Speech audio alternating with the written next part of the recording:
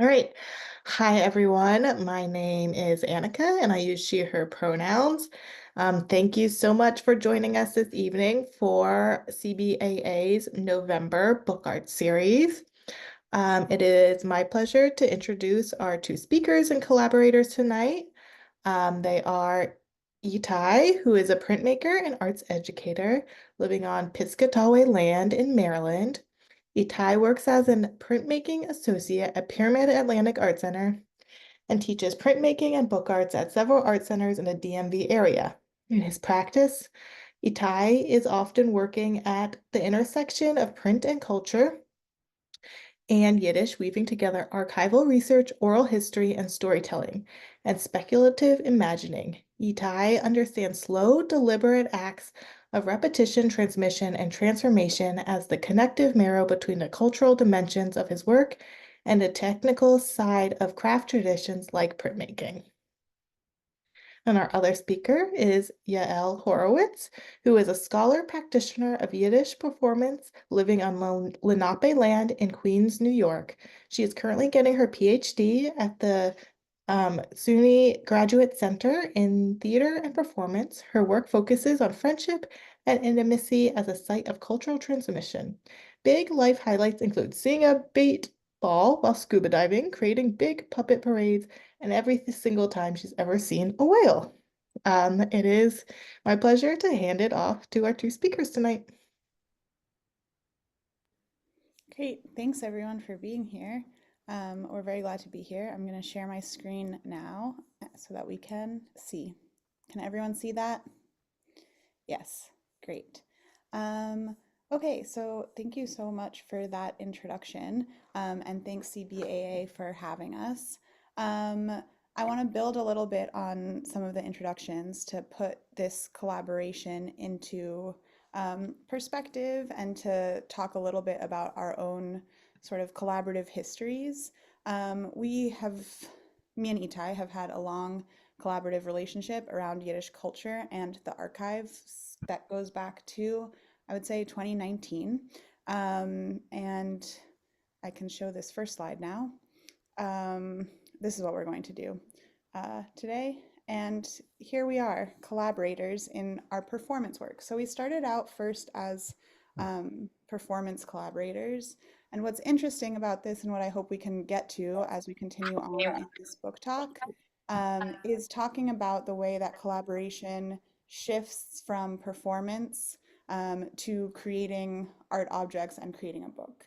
In performance, it's really easy to see how the collaboration happens. You pick up someone else's move, you're literally physically moving together, and you're interacting more directly. And when you move towards collaborating and creating a more static object, I think it becomes a little bit harder to trace exactly what the modes of collaboration are.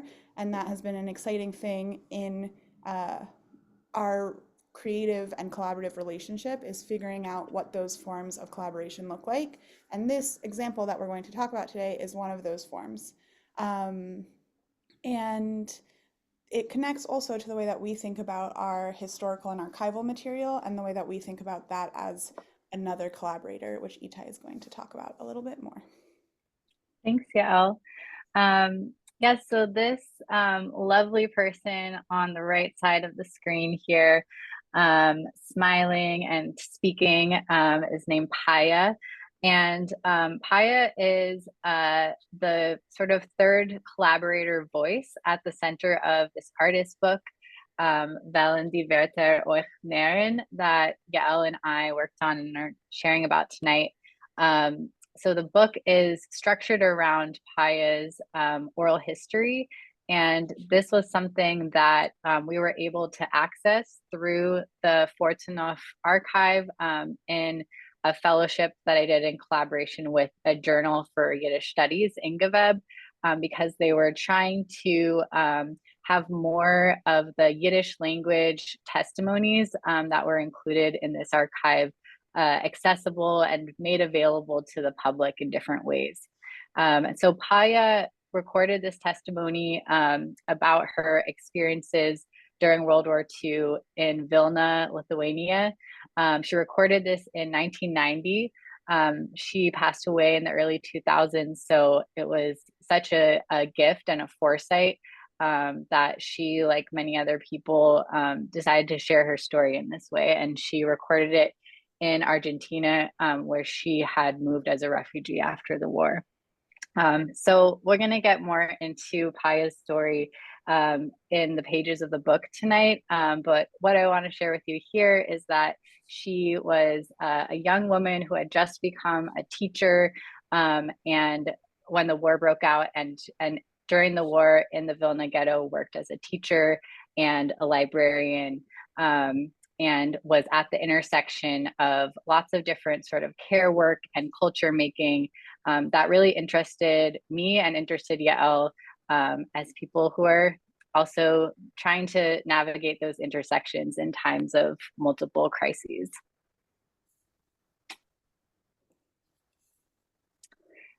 So before we get into the pages of the book, we wanted to share a little bit of context about why the form of an artist book.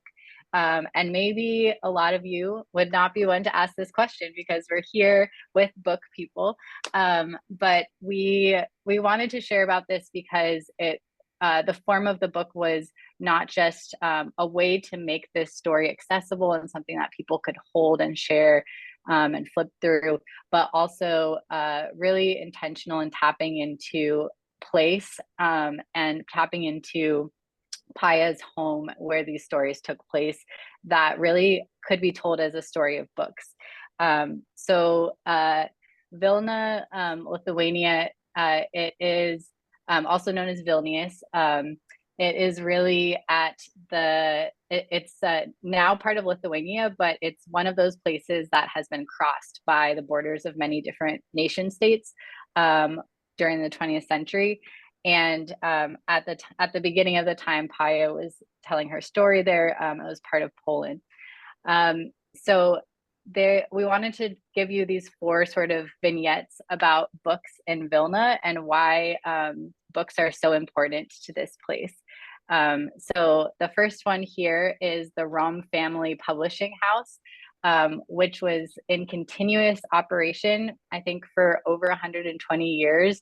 Its total operation time was from 1788 until World War II. And it was a family printing house. It was the largest publishing house in Eastern Europe, publishing Hebrew and Yiddish books. And it was especially known for its intricate editions of the Talmud. And you can see a really beautiful cover page over there on the left. And then the second book story we have for you is the Strashun Library. So this library was a much loved and respected site of communal learning in Vilna. It opened to the public in 1902, and it was founded off of a book collection of a bibliophile who collected many books, and this was like his end of his life donation to start a library. The library is named after him, Strashun. And over the years, it continued to grow with other people donating their book collections. So much so that it housed 19,000 books by World War I and over 35,000 by 1935. And just to give you a little peek of what life in the library was like, this library was open from 10 a.m. to 2 p.m. and then 5 to 8 p.m. every day, including Saturday, interestingly. The reading room had only 100 seats, so oftentimes readers would sit cozy to a chair, just packing it in there to be in this beautiful book loving space. And there was often a line to get in. Sometimes the library would even have to shut its doors and say, like, no more people for safety reasons. And so this library is an incredibly special place, and you'll see it pop up in some of Paya's stories and some of the illustrations in the book. Great. And so then the third one that we have there is this one is the first edition or the first issue of a literary journal that was produced by this network of people who called themselves Young Vilna or Young Vilna.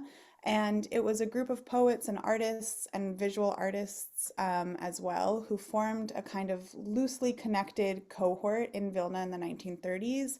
And to put it in larger context, like this is a time of like really widespread modernist art manifestos. Literary journals are like popping up and shutting down after 3 issues. Everyone is trying to sort of establish what a literary history is going to be across Europe in many different places, and especially within like a Yiddish literary tradition. And so while there were other groups that were much more sort of solidified, Young Vilna in a lot of ways was a looser network of people, and they produced their own literary magazine. And so I think what's interesting to me about this, in conjunction with some of the other examples that Etai was talking about, is you have the like Rum Family Publishing House, which is putting out these like sort of official institutional documents, and then you also have networks of artists and people who are making things together in collaboration.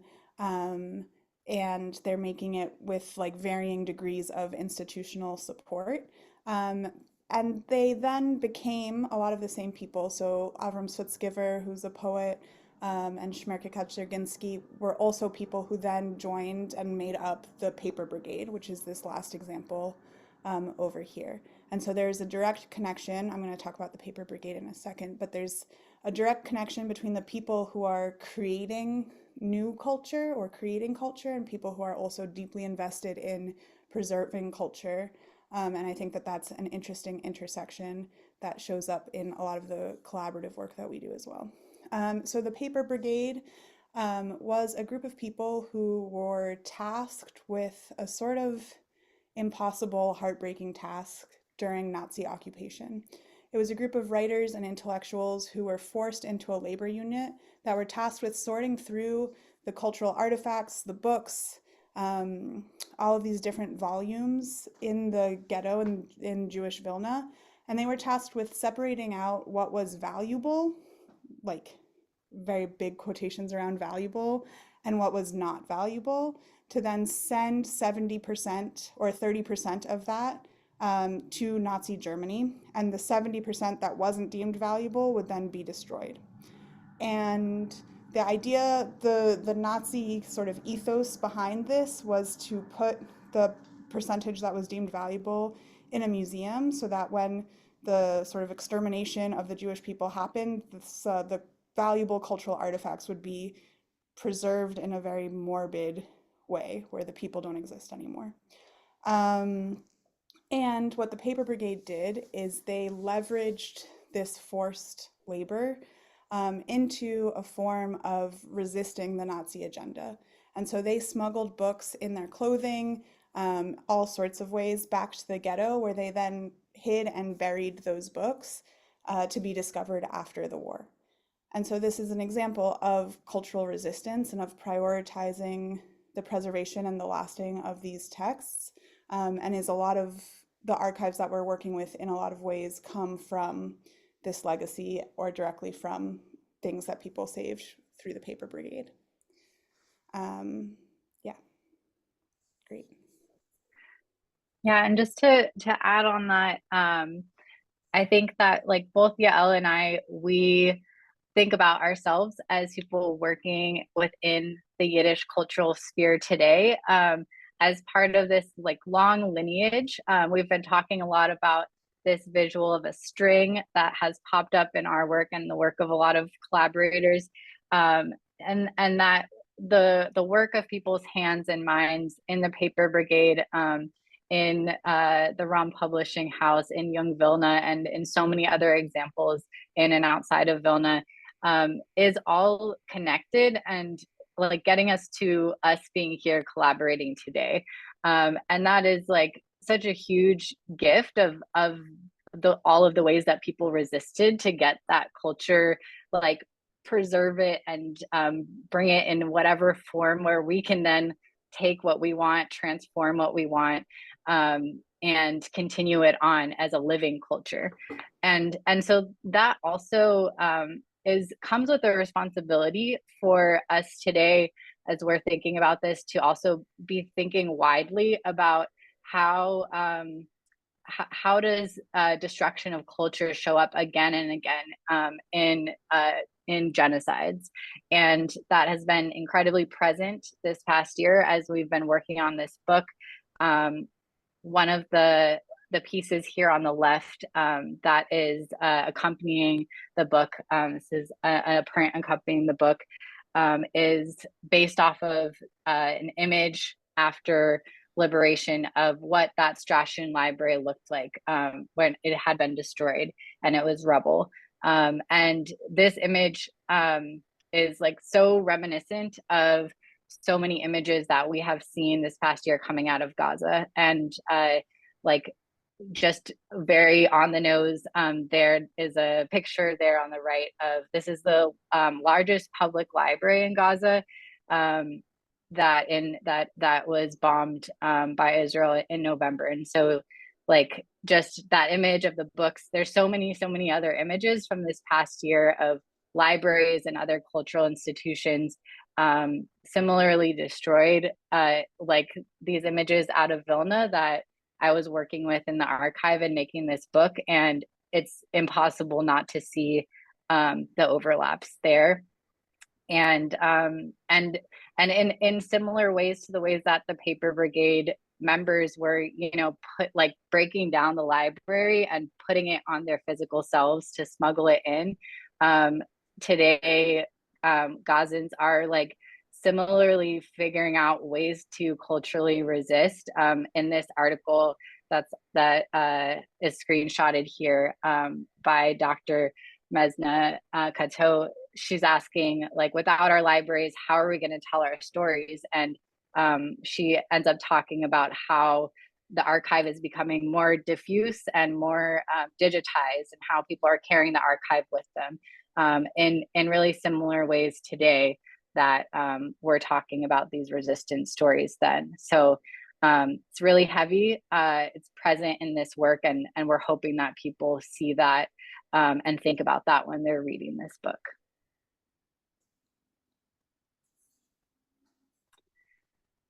So now we're going to take you through a reading of a couple of the pages of the book that really resonated with folks as they were reading. These were the ones that like I heard the most, that stuck out to people, that spoke to like questions that they're thinking about today. And we're going to read them in English and in Yiddish. We thought that maybe some of you know Yiddish, maybe some of you have never heard Yiddish aloud before, and thought that that would be a beautiful chance to bring some of Paya's words in the original Yiddish into this space.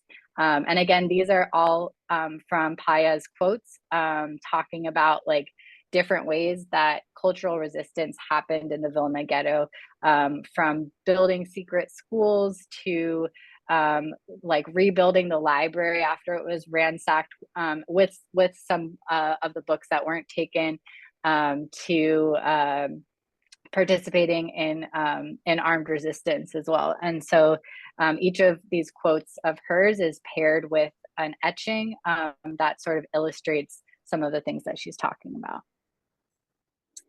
We needed to sing with the children. We needed to tell them stories. We needed to hint at different things so that they would have the impression that they were living in a normal world. And at the same time, we were preparing them for a life they found themselves in. We had to hold two things, two contradictory things at the same time. Wir haben gedarft mit die Kinder singen. Wir haben gedarft erzählen meises.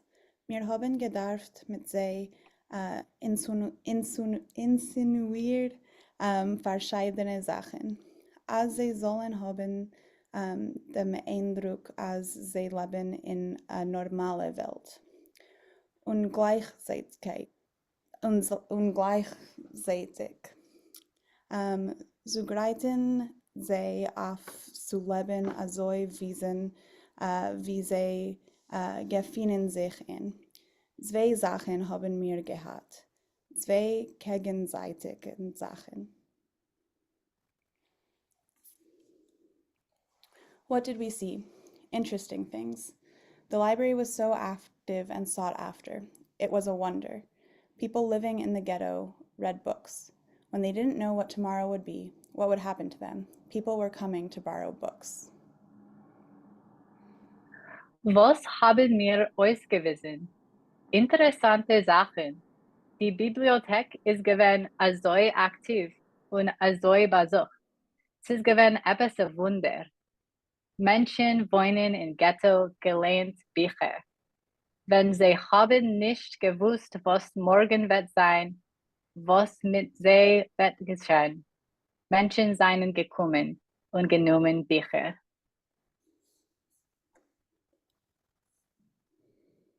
And these are just a few other pages of the book.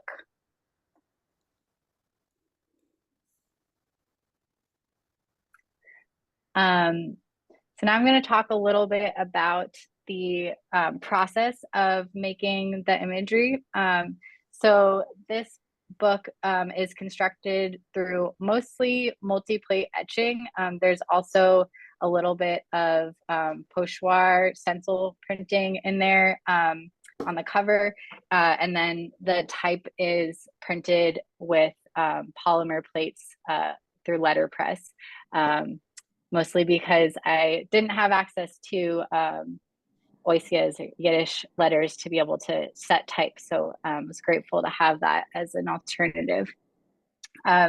So what you see here on the top left is the plates as I'm like prepping them to etch them. These are all aquatint, so they have like a thin layer of rosin on top of them that's like creating a dot pattern, sort of. I call it like sunscreen for the plates before it goes in the acid, and that keeps the plate from getting an open bite on it and gives you like a really nice, even, really fine dot tone that you see in a lot of these images. So after applying that, I'm going through like a series of stopping out different parts of the image. So protecting it with a layer of stop out or something that's keeping the acid from touching the plate. And then I'm putting it back into the acid and like timing each time to get those different value colors. So that's what the plates look like sort of midway through the process up there on top, where they kind of look like a photo negative because everything that's open is what's touching the acid and is going to be getting etched deeply to hold the darkest ink. And then underneath that is what those same plates look like after I've inked them up and I'm getting ready to run them through an etching press. And then over on the right is an example of after I've run through the first layer. In this case, it's like a blue layer. All of these had like a warm and a cool plate, so they were done with two different plates. And then I'm pulling up the paper and I'm putting in the warm color plate in there, and I'm going to print that yellowish plate on top of that bluish print that you see already on the paper to do the second layer. And I did all the printing, most of the printing for this book at Zygote print shop in Ohio when I was there for residency last fall. And then I bound this book together at the Penland Craft School in January of last year. And these are some images of that process. I have some images of the stenciling on the cover, which was done through paper cutting and then stencil printing through that for the cover, which is kind of based off of a map of Vilna. And that word on the spine there says Vilna. And then this is my workstation and all the covers laid out and ready to go, being glued. There's 10 different books. And the binding that I use to bind this is called the Secret Belgian binding.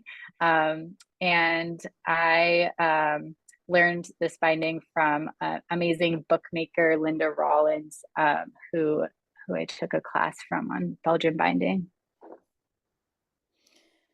Great. And so another part of the process was translating the words that you heard into English from Yiddish. But I think that the idea of translation was also a sort of key idea more than just in the language of the process. I think in my own practice, and I think the way that we think about collaboration in a lot of ways is already an act of translation. And so there are multiple layers of translation that are happening here. So Etai was listening to the testimony and translating those words into images through the process that he just talked about, but was also translating the feelings and the ideas of what the book was going to be to me in order to like onboard me onto the process and figure out what the collaboration was going to look like and how translation was going to work. And I think in the process of translation, there is more, it's not just a, word for word translation, because that's never what translation actually is. Whether or not you think that every act of translation is an act of betrayal, that's a different question. But I think it felt important in ways to capture not just the meaning of the words word for word, or not just the meaning of the text, but her voice as well. And there were some specific phrases that came up sort of over and over again that felt familiar in different ways or strange in different ways in like her own voice or in the cultural soup that she was in. One of them was in one of the quotes we looked at earlier, which is "Es gewesen ein Wunder," which is like, how do you translate that? Do you translate it as "it was a wonder" or "it was wonderful," or some other version where the words sort of mean something slightly differently with all of these other connotations that come with the shape that languages take on and the texture that specific languages take on, and figuring out ways to capture some of the texture and the syntax of Yiddish, even when translating it into English, was something that we were working with back and forth as we were translating. And Etai had a working translation of a lot of these texts that was sort of a word for word translation, or just like really getting the meaning down of the text. And then I came in and read those and also like tried to put them out of my mind and retranslate from scratch and see where the differences were and see where those small nuances were, which is, I think, another reason why in translation, in some ways, it's like really helpful to have more than one person doing it, because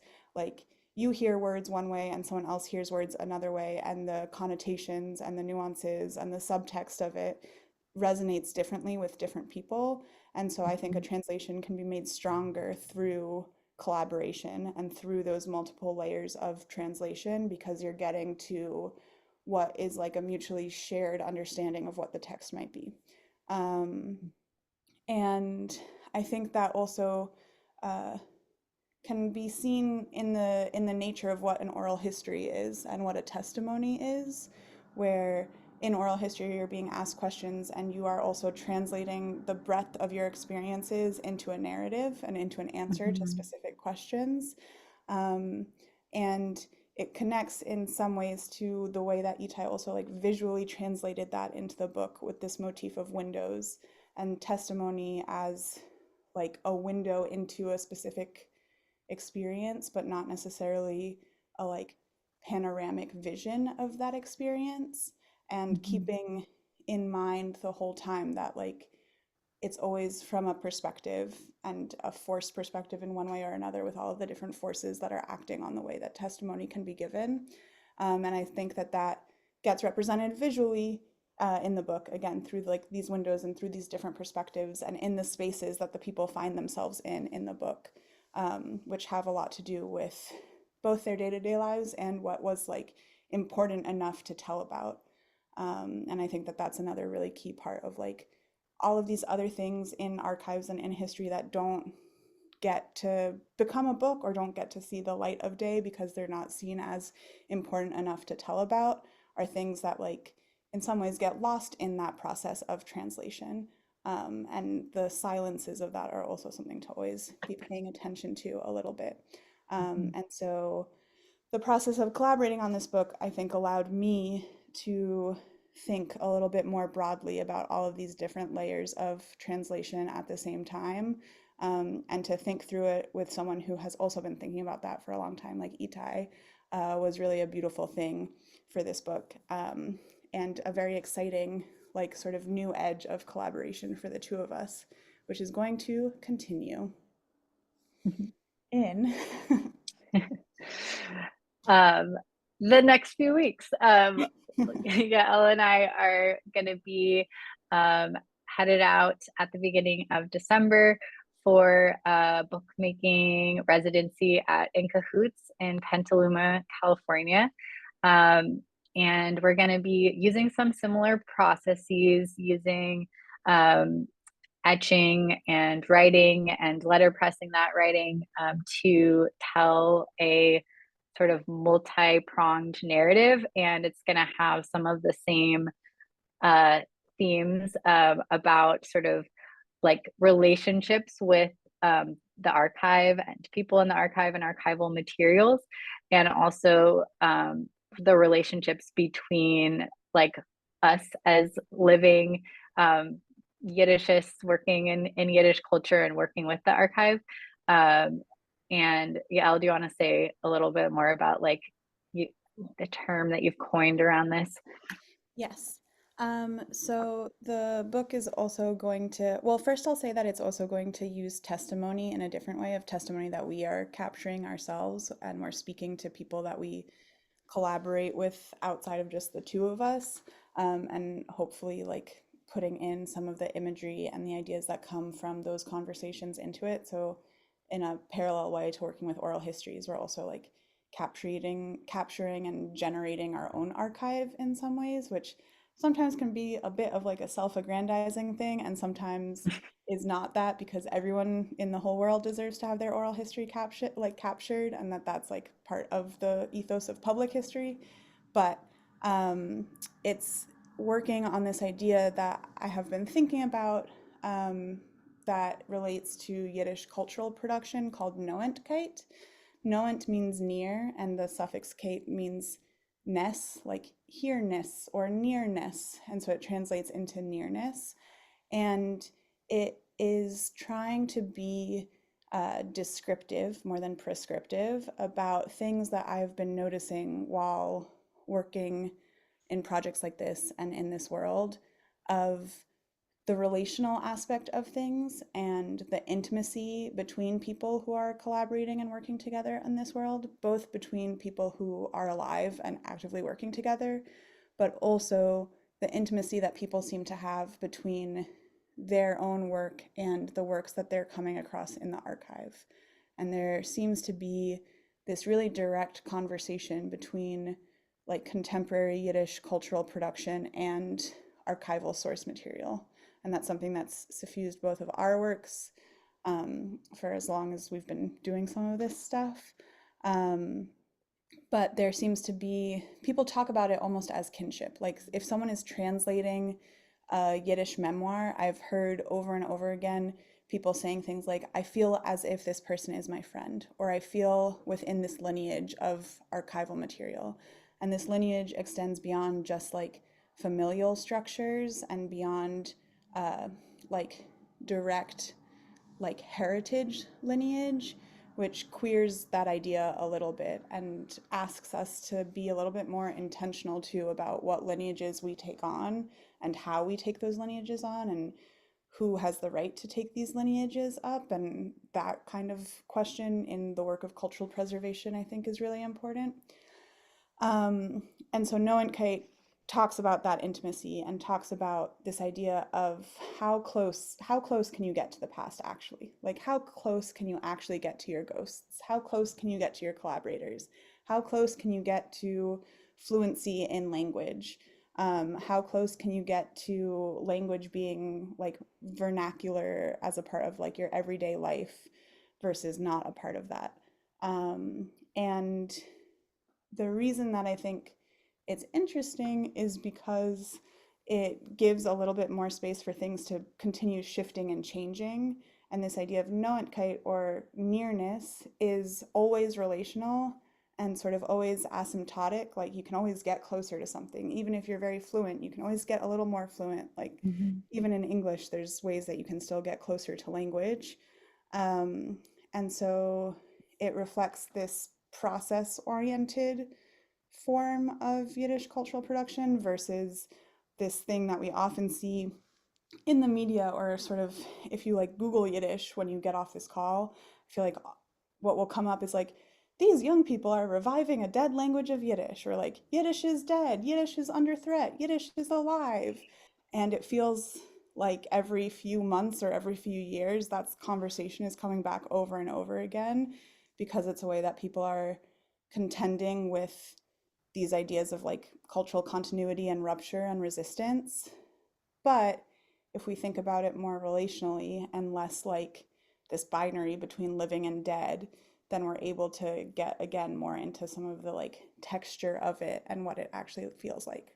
So we're hoping that we can kind of sum all of that into a book while we're at this residency, through like writing and translating our own experiences and translating our friends' experiences into visuals. I'm sure there'll be something with thread in it, because that seems to keep coming up no matter what we turn to.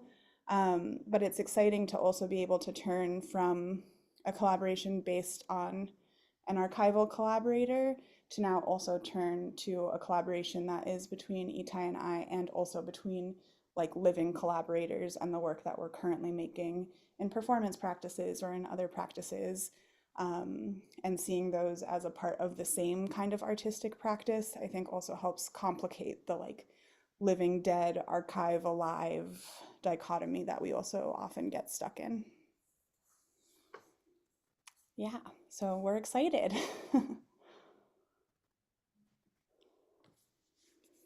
And now we're going to open it up to hear from you all. If you have any questions for us or comments, would love to hear if any of you are like using translation in some way in your book arts and trying to figure out how to visually incorporate that, or anything else. Great. Thank you both so much. Yes, if anyone has any questions, please feel free to turn on your mic and ask, or put it in the chat and I will relay the question. That was a great talk, guys. I really loved how you talked about translation. Thank you.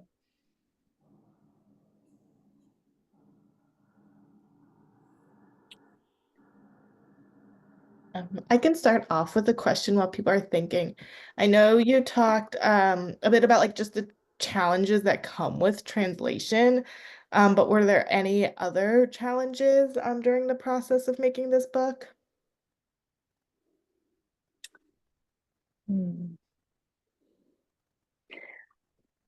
I'm trying to think of like fun technical challenge stories to share with you all, because I know people love those. Well, one challenge was getting a whole huge stack of copper plates through TSA. That took a long time.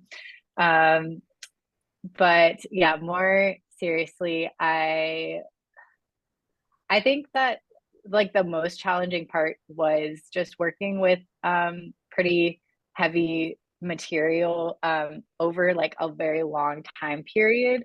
And that was one of the things that it really helped to have a collaborator and friend in the process to like just talk through like all of the things that were coming up.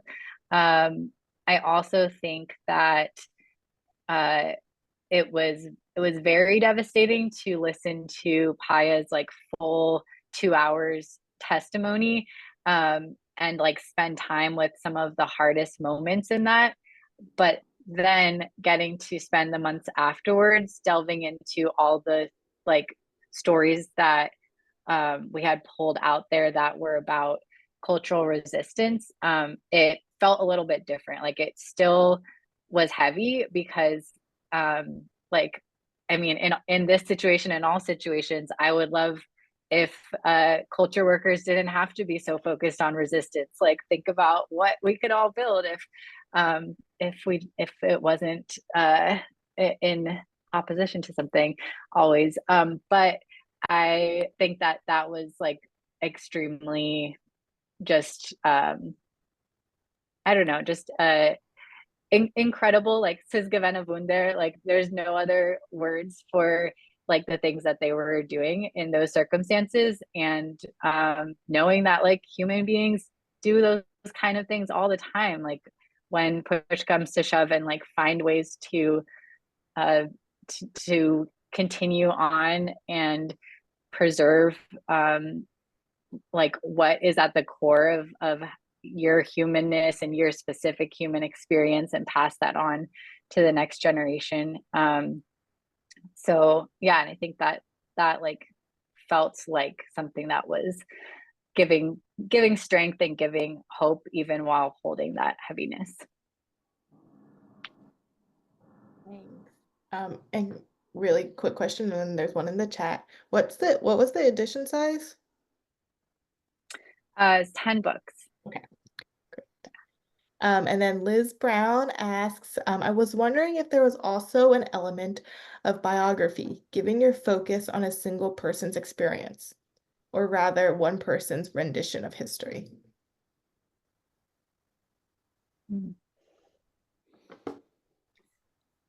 you have thoughts about that, Yael? Yeah, I can talk a little bit about like biography and oral history as sort of genres, because I think they work a little bit differently. And I feel like we were working with like the oral history as like the source text more than trying to like then scope out further biographical information.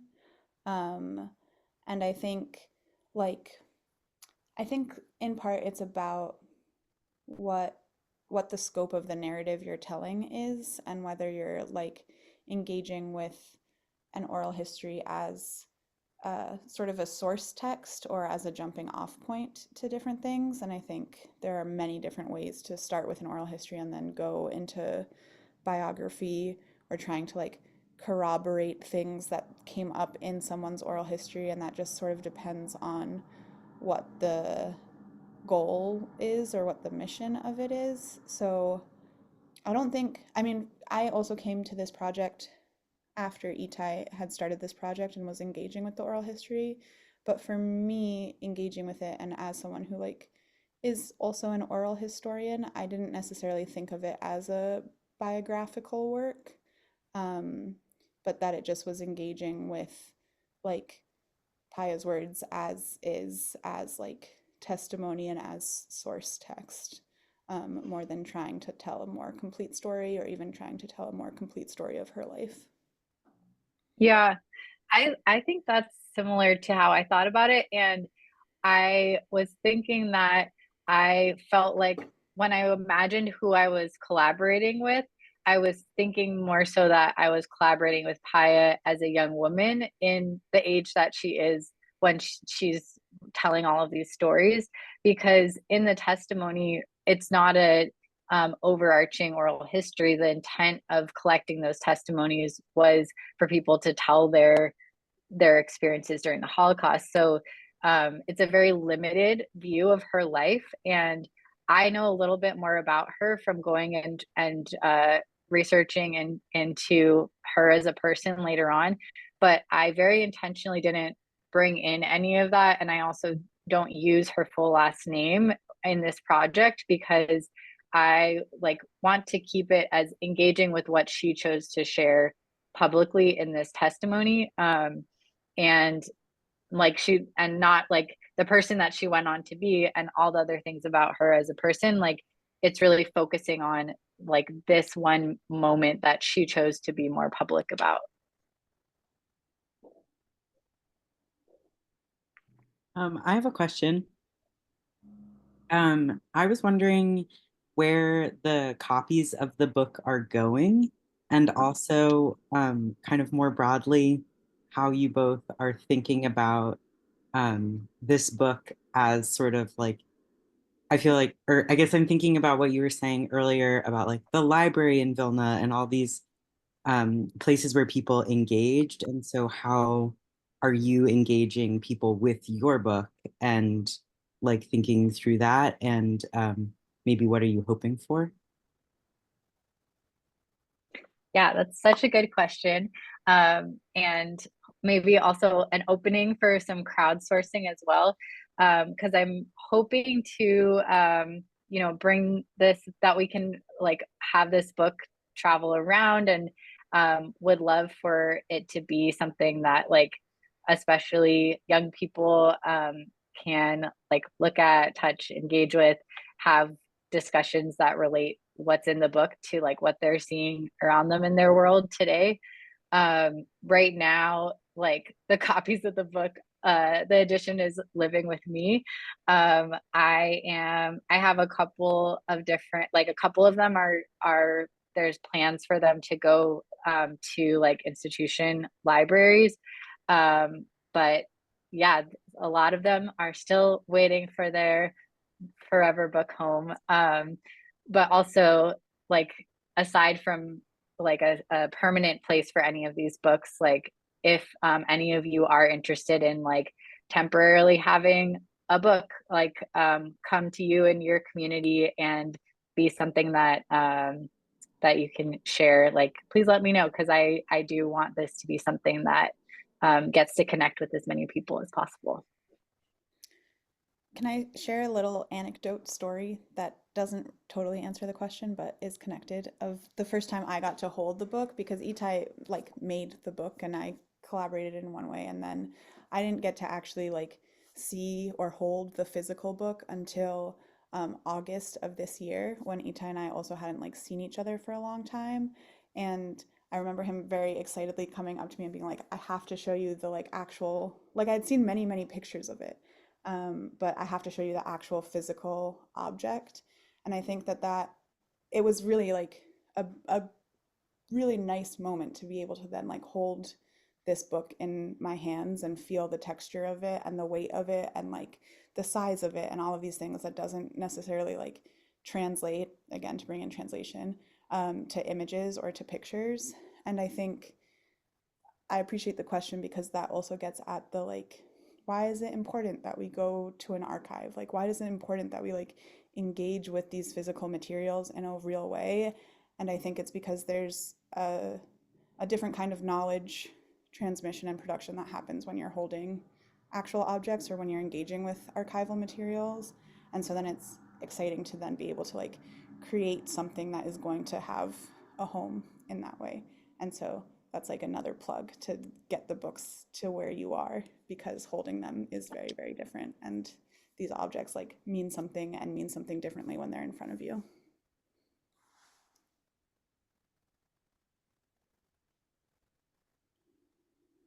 Thanks. Thanks both so much. I hope you can both visit MCBA one day. We have Hebrew type. So it would be great for you guys to see it and use it. You guys are getting some nice comments in the chat. Please let me know if there's any last questions. Otherwise, we'll get ready to close it out. Okay, thank you both so much.